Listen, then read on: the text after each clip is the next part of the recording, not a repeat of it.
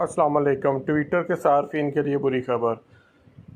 Meta के बानी mark Zuckerberg का कहना है कि इनकी कंपनी की जानिब से लॉन्च की गई नई ऐप थ्रेड्स पर पहले 7 घंटों में 1 करोड़ सार्फिन साइन अप कर चुके हैं। उन्होंने इस ऐप को ट्विटर का दोस्ताना हरीफ करार दिया था जो गुज़श्ता बरस अक्टूबर में एलोन मस्क ने खरीदी थी।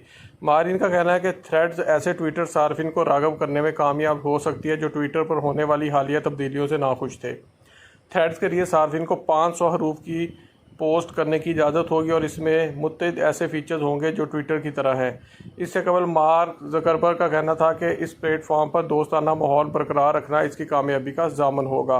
ताहम मस्क ने रद्द-ए-अमल देते हुए कहा कि अजनबियों से ट्विटर पर हमले सहना इंस्टाग्राम पर दर्द छुपाते हुए झूठी खुशी हासिल करने से बेहतर है। जब थ्रेड्स ऐप के बारे में ज़ुकरबर्ग से पूछा गया कि क्या ये ट्विटर से बड़ी ऐप बन सकेगी तो उन्होंने कहा कि इसमें कुछ वक्त लगेगा, लेकिन मेरे ख्याल में एक ऐसी ऐप होनी चाहिए जिस पर आवाम बात कर सके और जहां 1 अरब से ज़्यादा सार्फिन मौजूद हों। ट्विटर के पास ऐसा करने का मौका था लेकिन वो मुकम्मल तौर पर ऐसा करने में कामयाब नहीं हो सके। उम्मीद है कि हम ये कर पाएंगे। इन्फॉर्मेशन से रिलेटेड ऐसी मज़ीद वीडियोज़ देखने के लिए मेरा चैनल लाइक और सब्सक्राइब करें। शुक्रिया।